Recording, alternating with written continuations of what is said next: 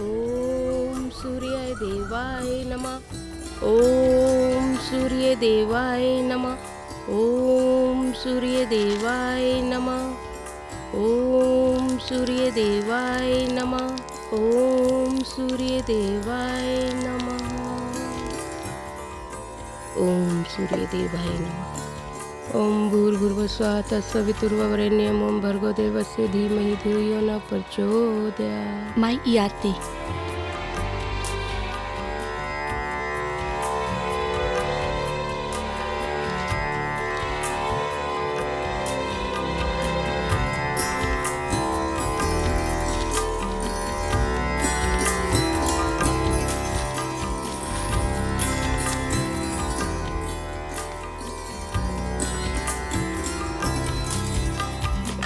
ला कुसुम तुहू मिठाई खा। अरे कौना खुशी में मिठाई खिला अरे रहे हो हमार बड़ी? पतोह के लइका भइल बा। वही के डबल खुशी बा, जुड़वा लइका भइल बा। अरे कुसुम, पिछले साल ही ना लइका भेल रहे तोर पुतोह के। अरे बहिन, खुशी आवत बा त आवे दा। अभी तुम मिठाई खा, हमके पूरा गांव में जाके बांटे के बा।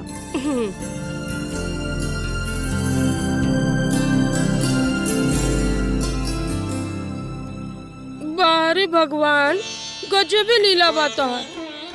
केहू के घर में साल साल भर में दू गो और केहू के घर में 5 साल में 1 को ना। ए भगवान जी, हमार पुतोह के भी गोद भर दी ना, मान जाई ना। चाची चाची, गांव के बगीचा में अमर भैया फांसी लगाओ तारन। जल्दी चलो। बाबूजी, माई, माई, चलो जल्दी चलो।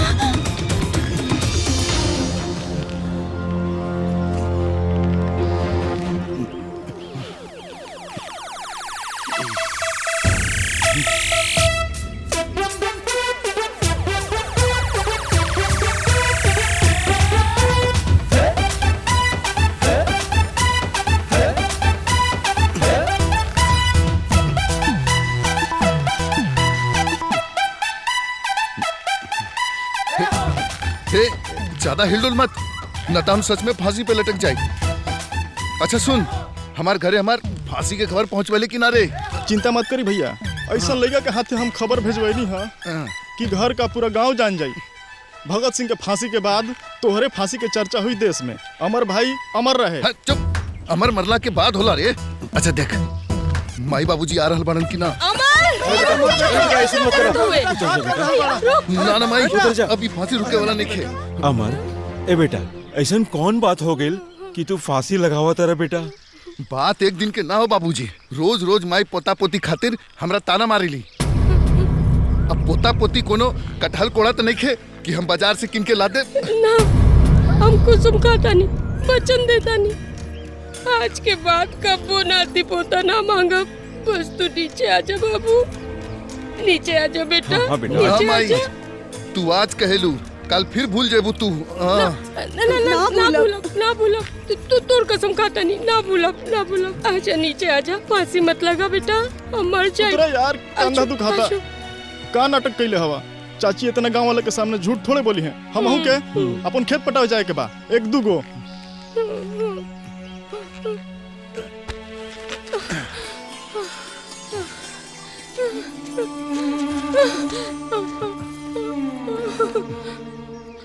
ए बाबू, आज जितना तकलीफ भइल बा ना, उतना तो तोरा के जन्म देवे में भी ना भइल रहे। अब कभी ऐसा बात मत करिए, हम मर जाए नहीं तो। ठीक बा माई।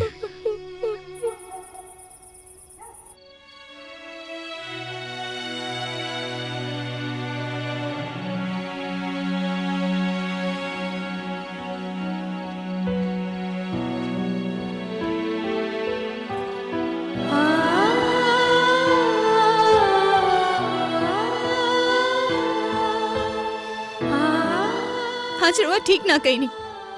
अगर कुछ ऊंच नीच हो गई होत, गले में रस्सी अटक गई होत, फांसी लग गई होत, तो सोची।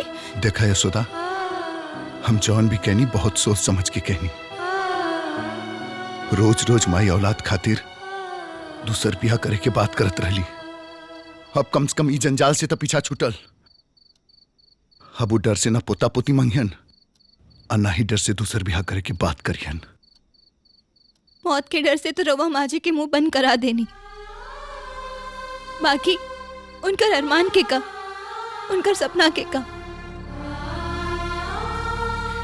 देखी जी, माँ जी मौत के डर से रवा से कुछ ना कही, बाकी अपना मन के मुराद तो भगवान से काबे करियन।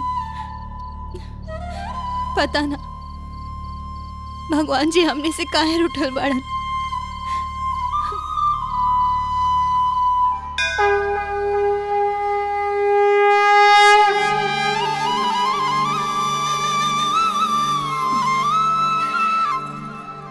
हे भगवान, रउआ तो अंतर्यामी बानी, सब जनते बानी। डर के मारे बेटवा सब कुछ न कर सकिनी, बाकी रउआ से कह सकिनी। हे प्रभु, बस हमार बहू की गोद भरता, रउआ से इतने प्रार्थना बा।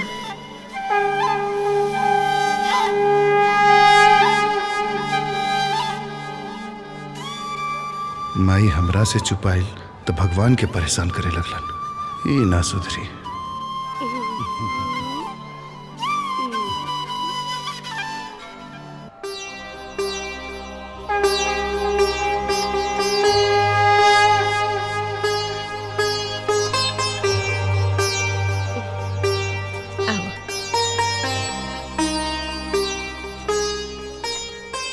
अरे अरे बहू रुको।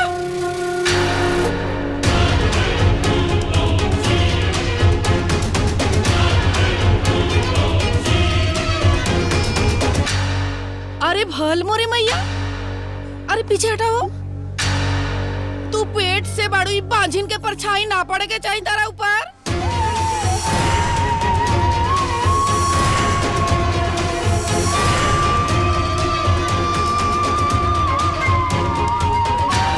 ए मंथरा चाची, अपन जबान संभाल के बात करा। हम झूठ बोला तनिका। अरे बूढ़ पुरानिया कह के गइल बड़े कि गर्भवती महिला पर ना कोनो बांझिन के परछाई ना पड़े के चाहिए। कई सच नहीं खे कि तहर मेहरारू बांझिन बिया।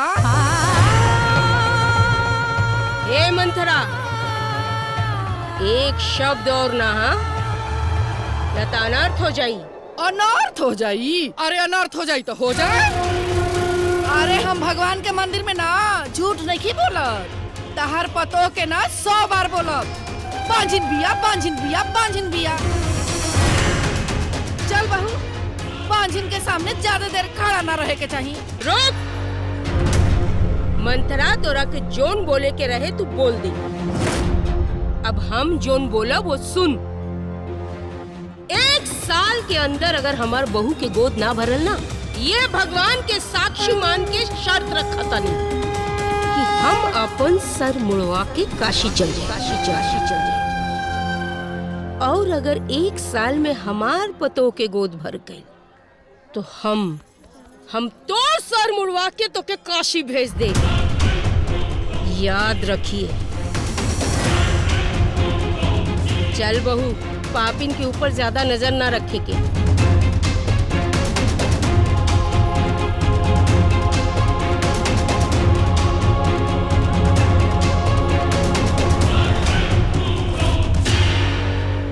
भल मोरी मैया, अरे एक बार तब पत्थर पे दू भले जम सकता, लेकिन तोरा पतोह के कोख में कब औलाद नहीं हो सकत। का जरूरत है माई शर्त लगावे के? वो कहावत ना सुने बाड़ू का कि नंगा देखे दूर परा। बेशरम इंसान से कबो मुंह लगावे के ना चाहिए। हम जोन कुछ कैले बानी अपन बहू के मान सम्मान खातिर कैले बानी। एगो औरत के जीवन में सबसे बड़ा दुख ये होला कि केहू ओकरा के बांझ कहे।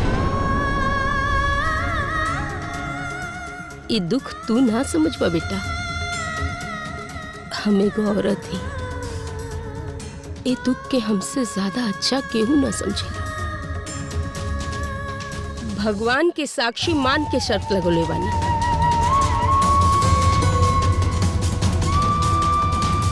तब भगवान पे ही छोड़ा तनी कि सर हमार मुड़ई है कि वो मंथरा के।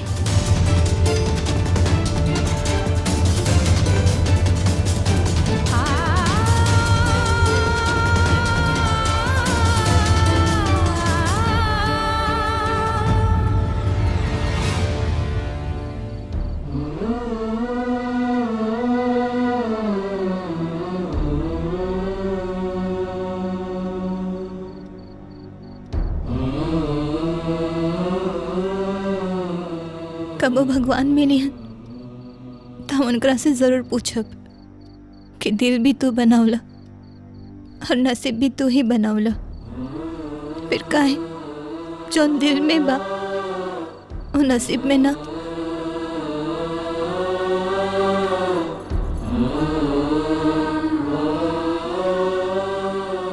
जानता नहीं जी, एगो औरत की सबसे बड़ खुशी के में होला जब वो माँ बनी ले और भगवान हमरा के ओए खुशी से अभी ले वंचित रख ले बानी। रो मत यशोदा, धीरज रखा। अरे सुख दुख तो पानी के बुलबुला नियन होला, ना सुख टिकेला ना ही दुख। भगवान पे भरोसा रखा, जल्दी ही हमनी के चौखट पर वो खुशी दस्तक दी जना के तू ई फोटो में निहार रहल बाड़ू।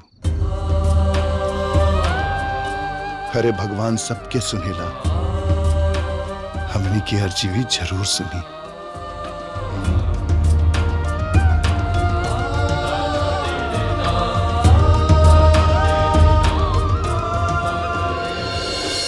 है देखा पेठा एगो वीडियो भेज ले बा बाबा घंटू लाल के। 1 महीना के अंदर 10 मिलियन व्यूज बा और 10,000 के ऊपर कमेंट।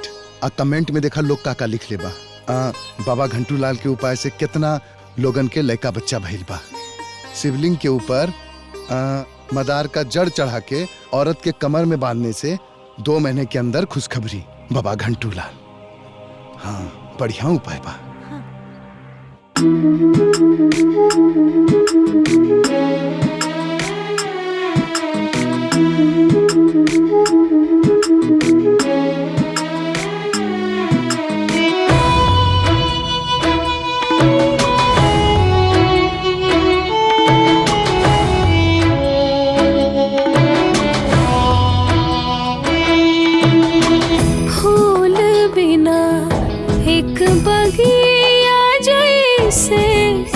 रतिया हो बिना चान के, नदिया बिन पानी के तरसे, कुखिया बिन संतान के। घरवा में होई कब किलकारी वाला सो, भगवान जी कहिया होई अंगना जो, भगवान जी कहिया होई अंगना जो।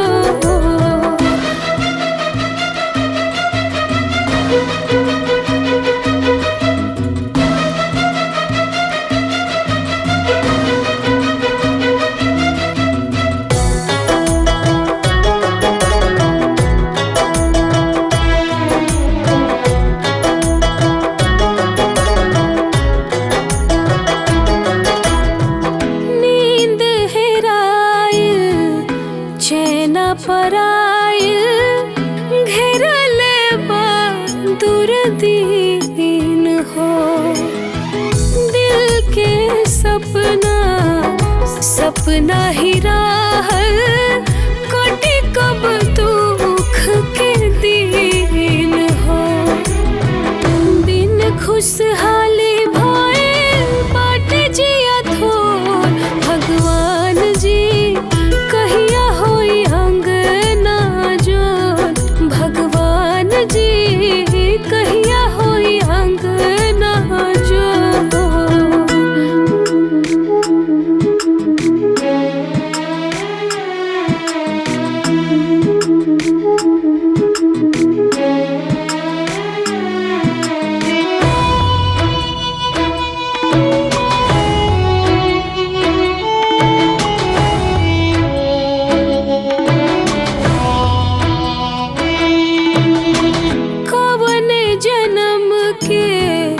चूक भइल बा लौके सगरो अन्हारवा, खाली खाली जिंदगी भइल बा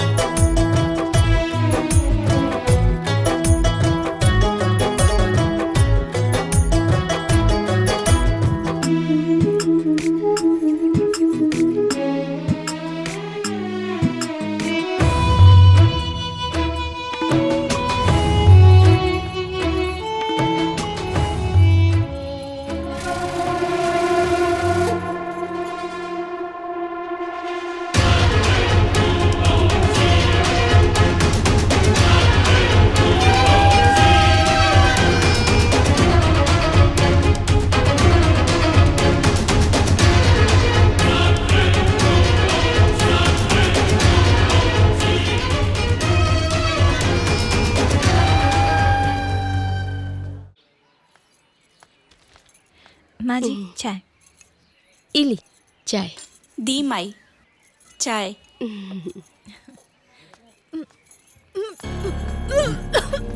अरे का भेल के?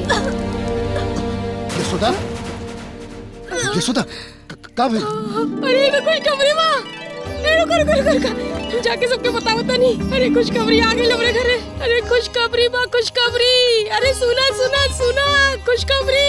ए बजंती, ममता, सुनीता, आवा सब आवा। अरे सब सुना लोग हमरे घरे कुछ खबरी बा।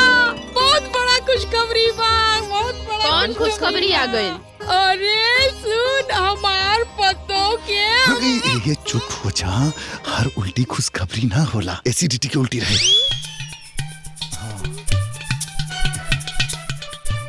अरे चाची, उ यशोदा मंजन खरीद ले बाड़ी, त ओकरा साथे एगो ब्रश फ्री मिलल बा। उहे फ्री के ब्रश मिला के खुशी में हमार माई पगला गेल बाड़ी। हाँ। बरस पहले पे इतना खुश भइल बानी, साबुन पहले होती तो अबले चल गई होती काशी गंगा नहाए। चल।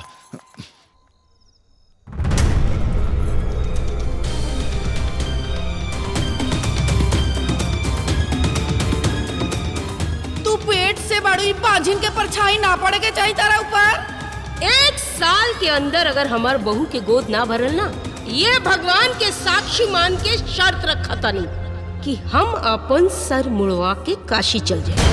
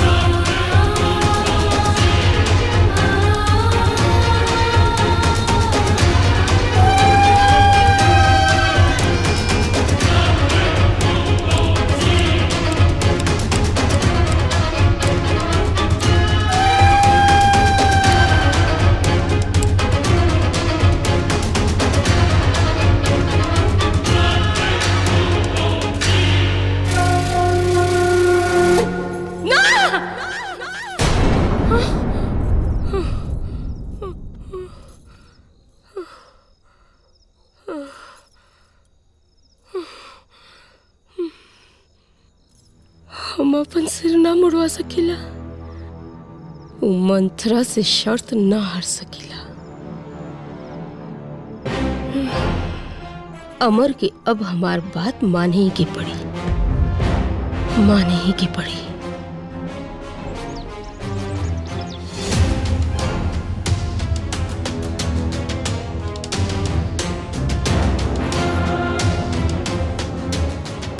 माँ जी चाय पी ली। इली चाय ना, जहर लादा, खा के मर जाई।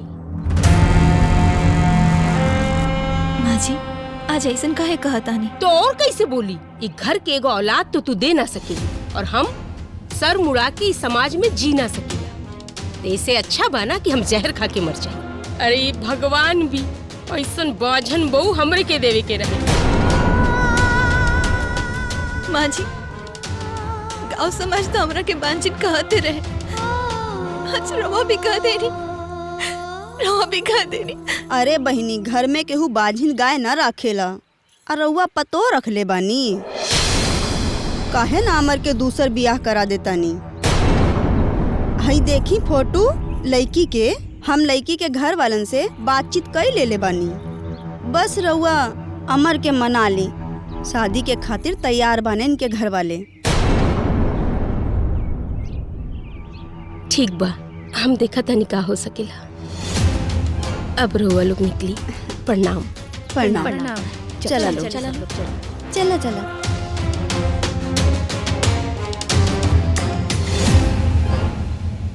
यशोदा,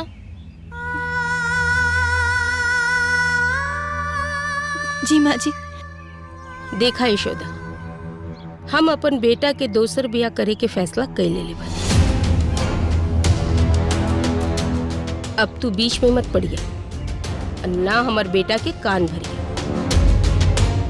अगर ई घर में रहे के बाद तो हमार हाँ में हाँ मिलावा, ना तो तलाक करवा के नैयरे भेज दे। ना माँ जी, ऐसे मत करिए। राउर हर फैसला हमके मंजूर बा। हमार डोली ई घर में आयल बा, हमार आरती भी ई घर से ही जाए, हमके मंजूर बा।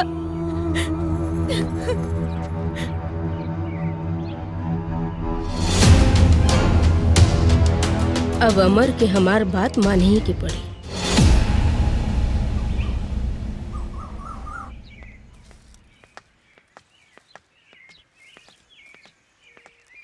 माई तू हमसे कईल वादा भुला रहल बाड़ू।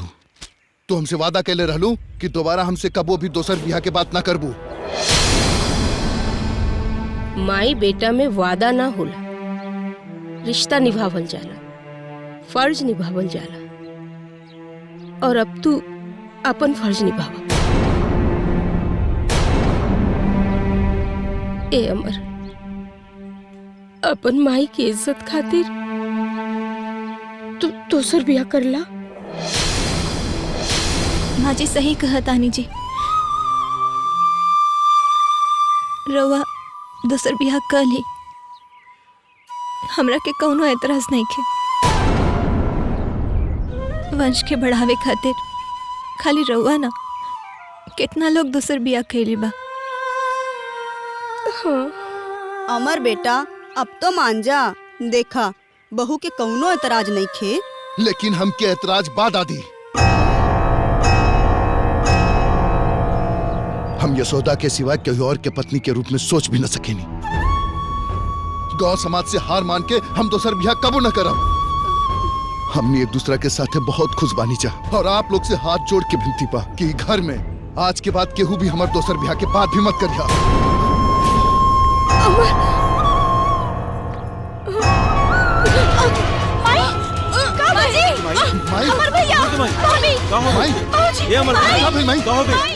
आपन पसंदीदा फिल्म देखे खातिर डाउनलोड करी दंगल प्ले ऐप।